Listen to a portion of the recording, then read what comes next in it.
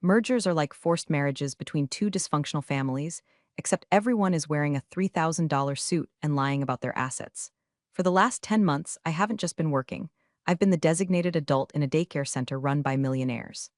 My title is Corporate Integration Officer, which sounds fancy, but in reality, it means I'm the janitor for the C-suite's ego. I clean up the messes they make when they decide to combine two $400 million enterprises without checking if the IT systems speak the same language or if the HR departments are legally allowed to coexist.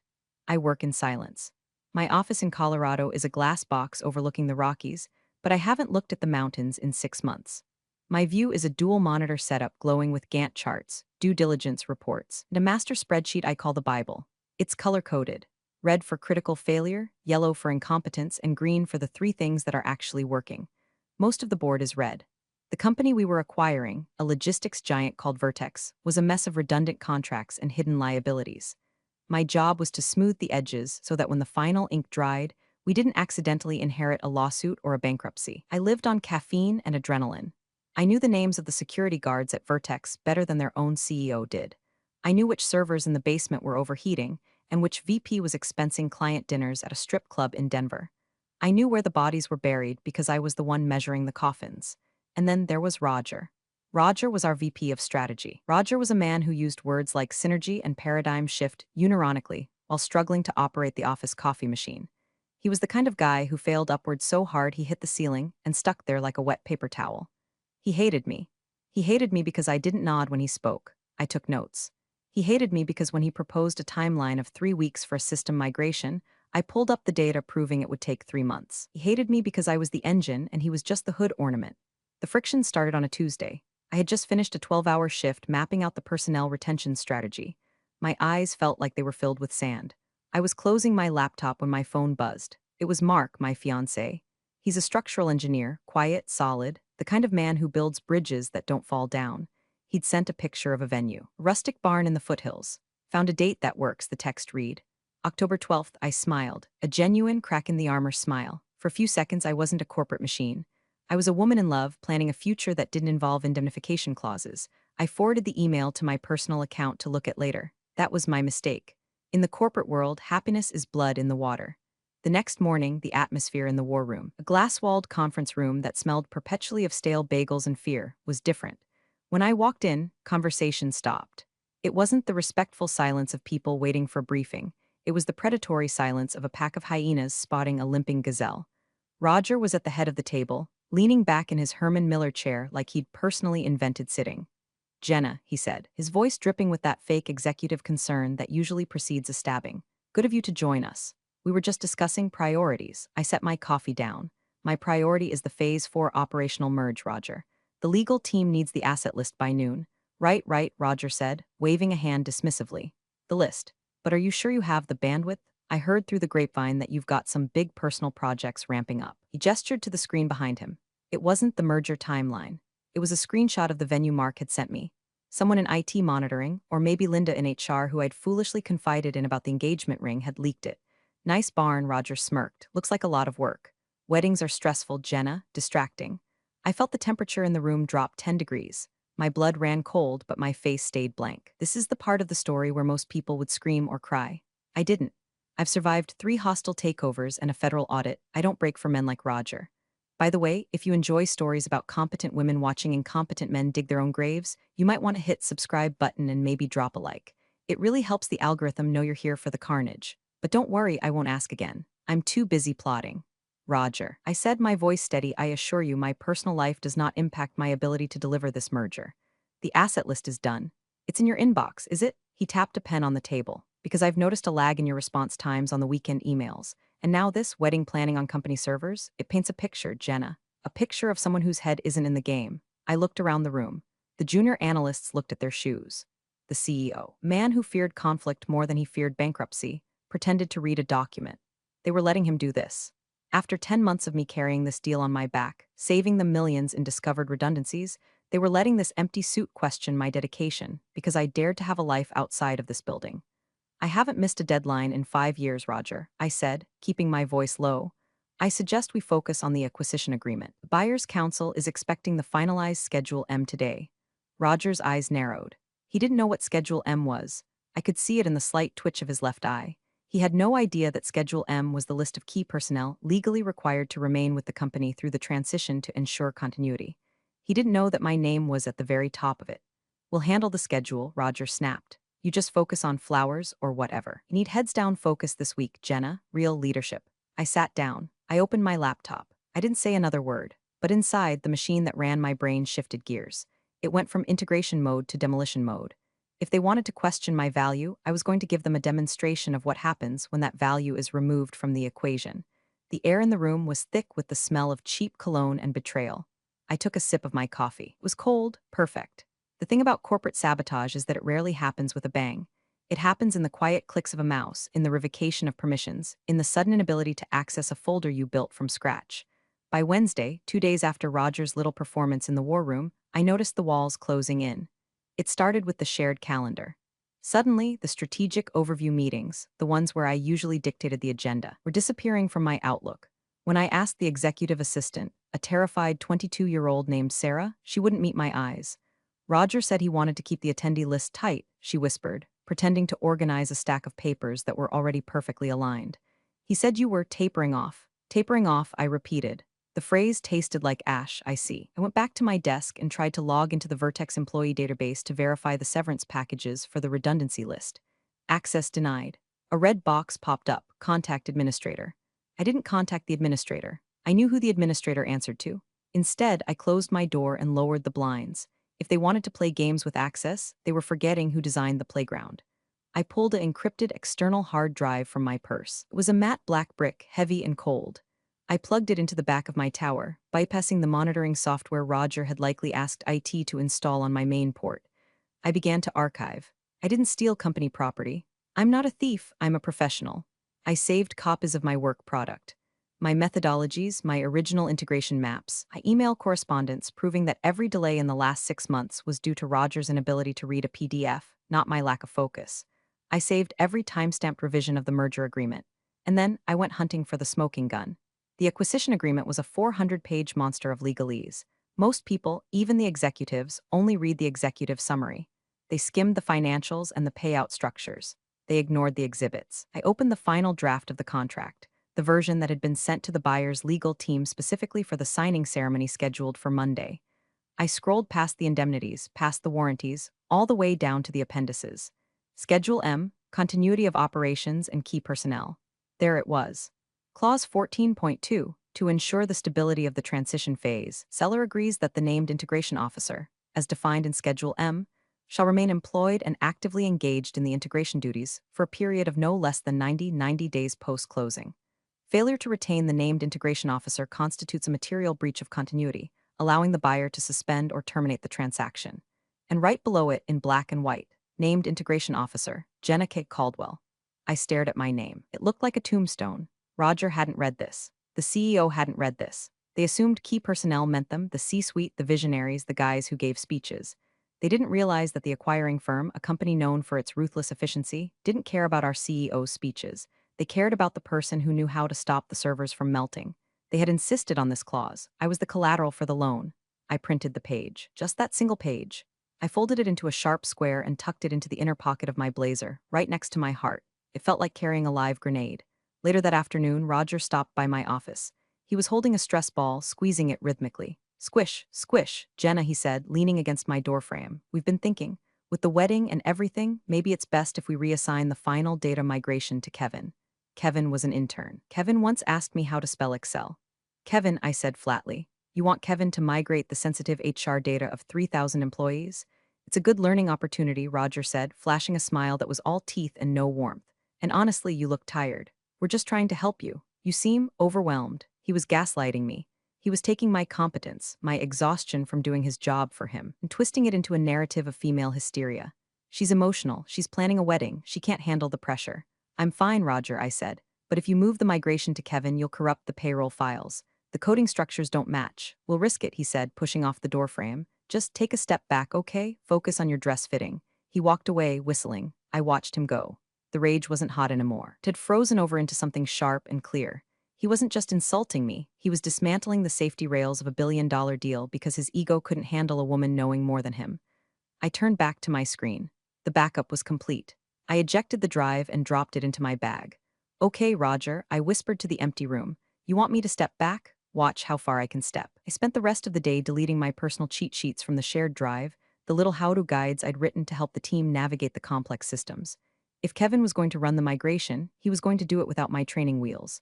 I left the office at 5 p.m. on the dot. I never leave at 5 o'clock. Sarah, the assistant, looked up in shock as I walked past the front desk. Heading out early? She asked. Just focusing on my priorities. I said, have a good night, Sarah. I walked out into the cool Colorado air. The mountains were purple in the distance. I took a deep breath. It was the calm before the storm. I knew what was coming on Friday. I could feel it in the air like the static before a lightning strike. They were going to cut me loose, and they had no idea they were cutting the brake line on a speeding car. Friday at 4 p.m., the execution hour. In the corporate world, if HR calls a meeting for Friday afternoon, it's not for performance review. It's to ensure you can't make a scene because everyone else has already gone home. Linda from HR, the same Linda who had leaked my engagement news, appeared at my door. She wouldn't look at me. She stared fixedly at a point somewhere over my left shoulder. Jenna, she said, her voice tight. Roger and Mr. Henderson would like to see you in the conference room. Mr. Henderson was the CEO, the big guns. I stood up. I smoothed the front of my skirt. I picked up my phone and nothing else. Lead the way, Linda. The walk to the conference room felt like a funeral procession. The office was quiet. Most of the sales team had already left for client drinks. The lights buzzed overhead, a low-frequency hum that grated on my nerves. When I entered the room, Roger was there, along with the CEO. There was a manila folder on the table, a single, ominous object in the center of the mahogany expanse. Sit down, Jenna, the CEO said. He looked tired. He always looked tired, a man perpetually overwhelmed by the weight of his own imposter syndrome. I sat. I folded my hands on the table. I didn't lean back. I occupied my space. This is difficult, the CEO started. He was reading from a mental script. We've been reviewing the staffing needs for the post-merger entity. As you know, synergy creates redundancies. I am the integration officer, I said clearly. I am the one creating the synergies. How can I be redundant to the process I am building? Roger jumped in. He couldn't help himself. It's not just about the role, Jenna. It's about fit. We need someone who is fully present. We need 110%.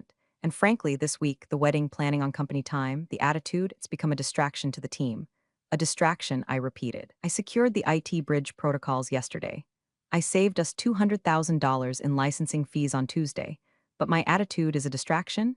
It's a culture fit issue, Roger said, saying the magic words that allow companies to fire anyone for anything. We feel that your focus is elsewhere. Terminated for cause. Misuse of company resources. He slid the folder toward me, offering 2 weeks severance in exchange for a signed NDA and a waiver of claims. 2 weeks. For 10 months of blood, sweat, and missed holidays, for saving their asses daily. I looked at the CEO. Does the acquiring firm know about this? Have you consulted the transition agreement? Roger scoffed. We run this company, Jenna, not them, not yet. We handle our own personnel. He pulled a pen from his pocket and signed the termination notice on the bottom line. I watched his hand. It was trembling, just a tiny tremor in his index finger. He knew this was wrong. He knew it was dirty, but he was doing it anyway because his ego demanded a sacrifice. I didn't argue, I didn't yell, I didn't throw water in his face. I simply stood up. I won't be signing the waiver, I said softly, and I don't need the severance. Jenna, be reasonable, the CEO said, panic flickering in his eyes. If you don't sign, I'm terminated. I said, that means I'm no longer an employee, which means I no longer have to listen to you. I turned and walked to the door. Leave your badge and laptop at the front desk, Linda squeaked from the corner. I walked back to my office. I packed my personal items, a framed photo of Mark, a cactus that had survived 3 years of neglect, and my favorite mug. I left the laptop. I left the files. I left the chaos they were about to drown in. On my way out, I stopped by the legal department. The office was empty, but the internal review physical inbox was sitting on the paralegal's desk. It was where they put documents that needed to be filed for compliance audits. I reached into my pocket. I pulled out a small silver thumb drive. It didn't contain stolen data. It contained a single PDF file. I had named it Urgent Compliance Review Schedule MPDF. I dropped it into the basket, made a soft clack sound. It was a message in a bottle. I knew the paralegals wouldn't check that basket until Monday morning, right before the signing ceremony. I walked to the elevator. I pressed the down button. As the doors closed, I saw Roger standing in the hallway watching me. He looked like he'd won. He had a smug, victorious grin on his face. Goodbye, Roger, I said as the doors slid shut. I rode the elevator down to the lobby, my heart pounding a slow, heavy rhythm against my ribs. I walked out of the building and into the parking lot. I sat in my car, gripped the steering wheel, and let out a long, shaky breath. I didn't cry. I picked up my phone and texted Mark, got fired. Dinner at the Italian place, I'm buying. Then I drove away. I was unemployed, but I wasn't finished. The machine was still running, but I had just removed the only gear that mattered. Now I just had to wait for the grinding sound. Saturday morning felt like waking up after a car crash. My body ached, not from impact, but from the sudden, violent deceleration of my life. For 5 years, my cortisol levels had been my alarm clock. Now the silence in the house was deafening. I sat at my kitchen island, drinking coffee from my own mug, not a styrofoam cup. Mark was making pancakes. He was humming. He didn't know the extent of it yet, he just knew I was out of a toxic environment. He thought it was a blessing. He didn't understand that for people like me, being useful is a drug, and I was going through withdrawal. "You want blueberries or chocolate chips?" he asked, flipping a batter circle with the precision of an engineer. "Both," I said. "I'm a rebel now." I kept my phone off. I knew what was happening on the other side of town. I could visualize it perfectly.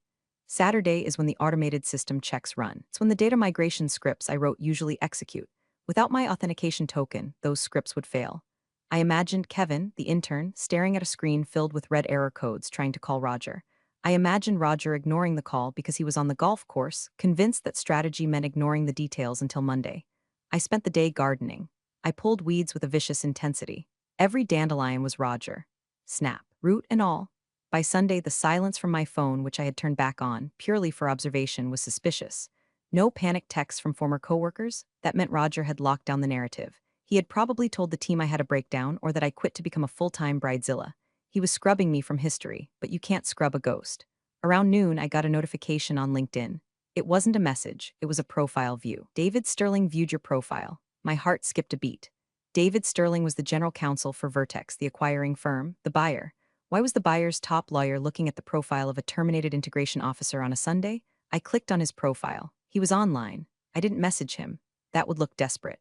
I needed them to come to the realization on their own. I needed them to walk into the bank vault and realize the money was gone. I went for a hike in the afternoon. The trail was steep, the air thin. I pushed myself until my lungs burned. I needed to feel something other than the cold calculation in my brain. At the summit, looking out over the sprawl of Denver, I realized something terrifying. I wasn't sad. I wasn't grieving the loss of the company. I was grieving the time I had wasted trying to save it. I had missed my niece's birthday for a board meeting. I had delayed my engagement party for a due diligence audit. I had given pieces of my soul to a corporation that treated me like a leasing option on a copier. "Never again," I said to the wind. When I got back to the car, there was another notification. This one was an email to my personal address. It was from a generic Gmail account, likely a burner. Subject, FYI body. Roger put Kevin in charge of the Monday presentation. He's using your old slides, but changed the author name to his own. Also, IT can't find the encryption keys for the HR database. Roger told them to hack it. Good luck, I smiled. It was Sarah, the assistant. The quiet ones always see everything. They were trying to hack their own database. They were going to trigger the intrusion countermeasures I had installed. If they forced entry without my key, the system would lock down to prevent a data breach. It was a safety feature designed to stop hackers. Now it was going to stop the CEO. I drove home with the windows down. The sun was setting, painting the sky in violent shades of orange and purple. Tomorrow was Monday, the signing ceremony. The press releases were written. The champagne was chilled. The photographers were booked. They were going to have a party to celebrate the merger, and I wasn't invited. But that was okay, because I was going to be the only thing anyone talked about. I went to bed early. I slept like a baby, the kind of deep, dreamless sleep that only comes to the righteous or the vengeful. I woke up at 6 a.m. Habit is a hard thing to break. I showered, did my hair, and put on full makeup, not because I was going anywhere, but because I needed the armor. I put on a silk blouse and tailored slacks. I sat at my home desk. It was time to light the fuse. I opened my personal email. I drafted a message to David Sterling, the general counsel at Vertex. I had his direct email from the due diligence phase. We had exchanged hundreds of messages about compliance. Subject, clarification regarding Schedule M compliance transaction, #8842. Dear Mr. Sterling, I hope this note finds you well. I am writing to formally update my contact information, as I am no longer employed by company name effective Friday, October 8th. Given the upcoming signing ceremony today, I wanted to ensure there was no confusion regarding the named Integration Officer designation under Schedule M, Clause 14.2 of the Acquisition Agreement. As I have been terminated, I assume a formal amendment has been filed to nominate a new officer. I would hate for my absence to cause any compliance friction during the continuity audit. Wishing you and the team a successful closing. Best regards, Jenna K. Caldwell. I read it over. It was perfect. It was helpful. It was polite. It was a knife to the throat disguised as a thank you note. I hit send. 8:15 a.m. The signing was scheduled for 10 a.m. I poured a second cup of coffee and waited. At 8:22 a.m. my phone rang. Unknown number. I let it go to voicemail. At 8:24 a.m., it rang again. Same number, voicemail. At 8:25 a.m., a text message arrived. Jenna, it's David Sterling. Please call me immediately. I waited 5 minutes, then I replied via email. Mr. Sterling, I am currently stepping into an appointment. Is there an issue? I wasn't stepping into an appointment. I was stepping into my living room to water my plants, but he didn't need to know that. Meanwhile, at the office, the chaos was beginning. I knew this because Sarah was texting me updates from the bathroom. Sarah, 8:30 a.m. Roger is screaming at it. The HR database is fully locked. It says unauthorized access attempt lockdown mode. Sarah, 8:45 a.m. The Vertex team just arrived. They look serious. Their lawyer is on his phone in the lobby. He looks pissed. Sarah, 9 o'clock a.m. Roger just asked me if I knew your password. I told him you never wrote it down. He threw a stapler. I sipped my coffee. The image of Roger throwing a stapler was delicious. He was unraveling. The visionary was realizing that vision doesn't unlock encrypted servers.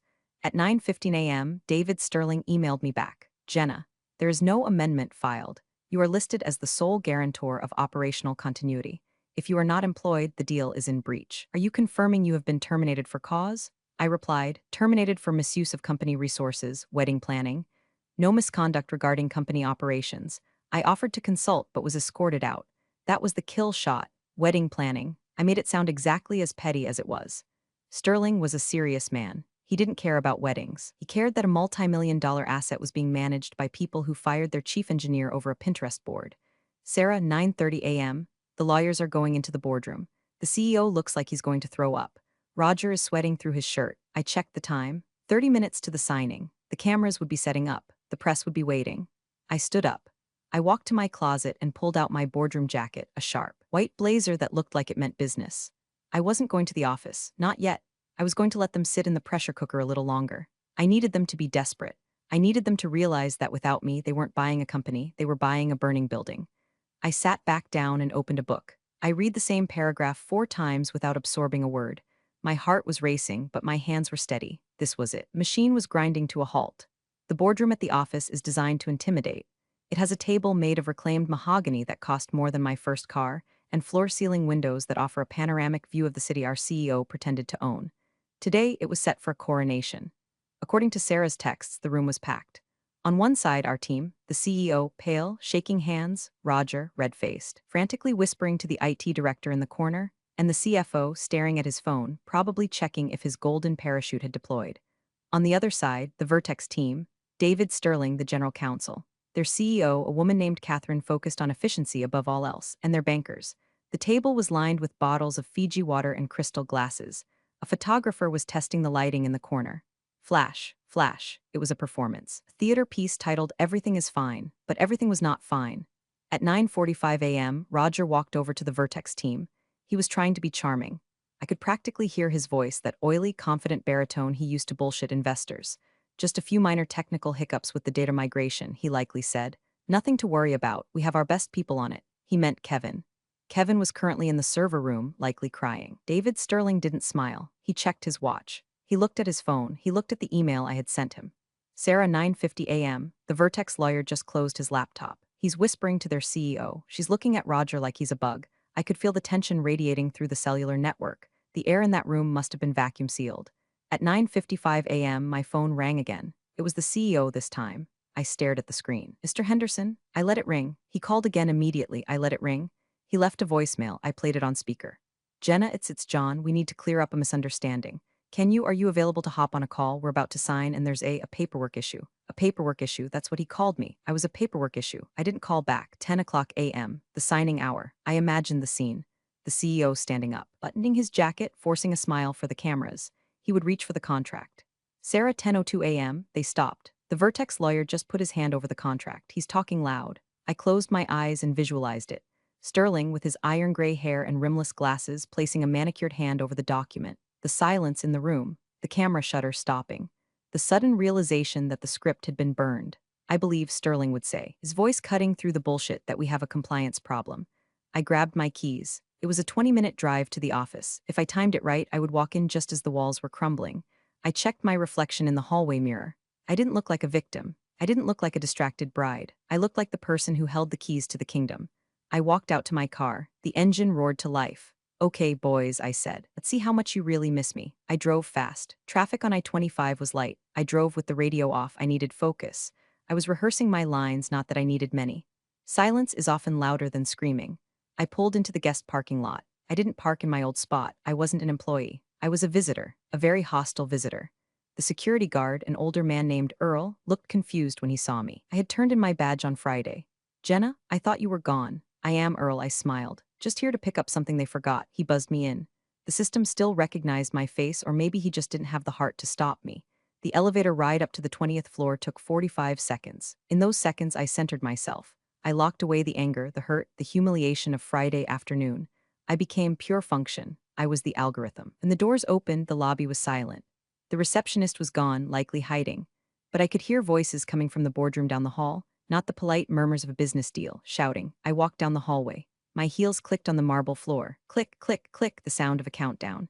I stopped outside the heavy glass doors of the boardroom. The blinds were drawn, but the voices carried. You cannot be serious. That was Roger. His voice cracked. She's one employee. We have the data. We have the systems. You have a locked database and a breach of contract. That was Sterling. His voice was cold, precise steel. Schedule M is explicit, named integration officer. You fired her 3 days before closing? Are you insane? She was distracted. Roger yelled. She was planning a wedding. I don't care if she was planning an invasion of Poland. Sterling roared back. She's the only person who knows how to merge these distinct legacy systems without corrupting the historical data. We did our due diligence, Roger. Your IT infrastructure is a house of cards held together by her code. You pulled the glue out, we can rehire her. The CEO's voice was pleading now. We'll call her back. It's just a misunderstanding. You already tried calling her, Sterling said. She's not answering. And frankly, if I were her, I wouldn't answer either. You've compromised the asset. We are suspending the signing. You can't suspend. Roger sounded desperate. The press is outside. The stock price is going to zero if you acquire a company you can't operate, Catherine, the Vertex CEO, spoke up. Her voice was quiet but terrifying. We are walking away unless you can produce the officer in compliance within the hour. We can't produce her. Roger screamed. She's gone. That was my cue. I didn't knock. Didn't wait to be announced. I pushed the double doors open. They swung wide with a heavy whoosh. The room went dead silent. 20 heads turned. Roger looked like he'd seen a ghost. The CEO looked like he'd seen a savior. Sterling looked like he'd seen a professional. I stood in the doorway, framed by the light from the hallway. I held my purse in one hand and my sunglasses in the other. I believe I said, my voice cutting through the silence like a scalpel, you were looking for me. Roger's mouth opened and closed like a fish on a dock. No sound came out. I walked into the room. I didn't look at Roger. I didn't look at the CEO. I walked straight to David Sterling. Mr. Sterling, I said, extending my hand. Jenna Caldwell, apologies for the confusion. As you know, my calendar cleared up unexpectedly on Friday. Sterling took my hand. A small, barely perceptible smile touched the corner of his mouth. He knew exactly what I was doing. He loved it. Miss Caldwell, he said, good of you to join us. We were just discussing the continuity of operations. I turned to face the room. The CEO was sweating so profusely I thought he might melt into the carpet. I'm happy to discuss continuity, I said. But first, we need to discuss the terms of my consulting engagement. Since technically I don't work here anymore. The air in the room was electric. The CEO, Mr. Henderson, stumbled forward. Jenna, thank God, look, we've been talking and clearly there was a breakdown in communication on Friday. We want you back, full reinstatement, same salary. I looked at him. I let the silence stretch for 5 seconds, 10 seconds. It was agonizing for him. John, I said, using his first name. It was a power move. I had always called him Mr. Henderson. I was terminated for cause, misuse of resources. That's on my permanent record. You can't just hit undo, we'll expunge it, he said quickly. Wiped clean like it never happened. But it did happen, I said, and now I'm a private contractor, and my rate has changed. Roger found his voice. This is extortion, he hissed. You planned this. You locked the database. I turned to him slowly. The database locked itself, Roger. It's an intrusion countermeasure. It triggers when an unauthorized admin like, say, Kevin, tries to force a migration script without the proper encryption keys. Keys that are in my head. I didn't lock you out. Your own incompetence did. Sterling chuckled dryly. She's right. We use the same protocol. I turned back to the Vertex team. If I step back in, I can have the systems bridged and the data migrated by Friday. The database will be unlocked in 10 minutes. The deal can proceed.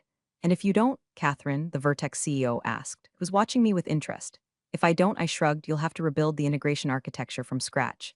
It will take 6 months and cost roughly $3 million in contractor fees, plus the risk of data loss. Catherine nodded. She looked at Henderson. Fix this now or we walk. Henderson looked at Roger. Roger looked at the floor. What do you want, Jenna? Henderson asked. His voice was defeated. 1, I said, holding up a finger. Immediate reinstatement. Not as integration officer, as VP of strategic integration. Roger's head snapped up. That was his level. 2, I continued. A 20% raise. Retroactive to the start of the merger. Done, Henderson said. He didn't even blink. 3, I said. A formal written apology for the wrongful termination, signed by both you and Roger, to be placed in my file. I'm not signing that, Roger spat. Then I'm leaving, I said. I turned on my heel. Roger. Henderson screamed. It was the first time I'd ever heard him raise his voice. Sign the damn paper. Roger turned purple. He grabbed a notepad. He scribbled something furiously. And 4, I said, stopping at the door. Roger is removed from the Integration Oversight Committee. I report directly to Catherine and the Vertex board. This was the coup de grace. I was cutting him out of the loop. I was taking his toy away. The room went quiet. Henderson looked at Roger. Roger looked like he was about to have a stroke.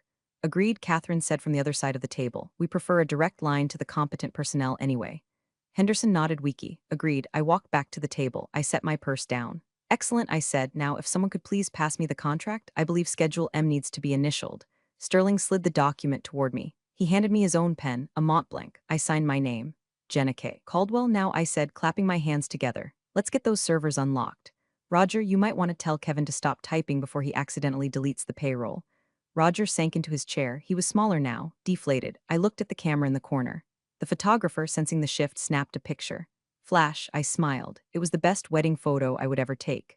By 2:00 p.m., the champagne was flowing. The deal was signed. The stock market reacted favorably. The press release went out, hailing the seamless transition and the visionary leadership of the combined teams. I wasn't at the party in the lobby. I was in the server room. It took me 5 minutes to unlock the database. I entered the encryption key, a string of characters that was, ironically, the date of my engagement backwards. The red lights turned green. The fans whirred to a lower, happier hum. Kevin was sitting in the corner, holding a cold compressed to his head. I thought I broke it, he whimpered. You didn't break it, Kevin, I said gently. You just tried to drive a Ferrari with the keys to a tricycle. Go get a drink. He scurried away. I walked back to my office. My nameplate was still in the trash can where Linda had thrown it. I picked it up. I put it back on the door. My phone buzzed. It was Mark. How's the unemployment life? Lunch? I texted back. Actually, I got a promotion and a raise. You can upgrade the bar package for the wedding. There was a knock on my door. It was David Sterling. He was holding 2 glasses of champagne.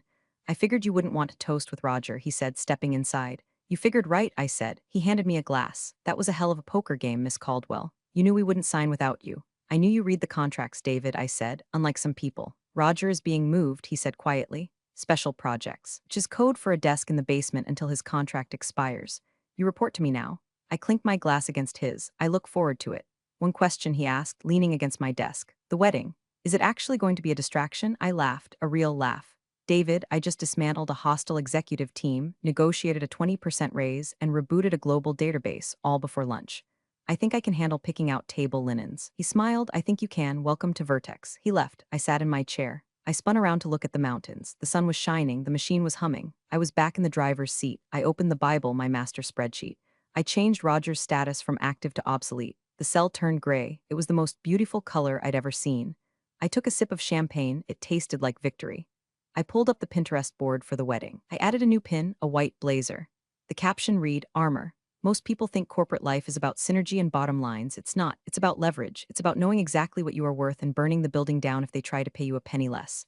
I turned back to my screens. Now I whispered, let's get to work. The phone rang. It was Sarah. Jenna, Roger is asking how to access the new org chart. Tell him to submit a ticket, I said. Processing time is 6 to 8 weeks. I hung up. I am Jenna K. Caldwell, VP of Strategic Integration, and I am dangerously efficient.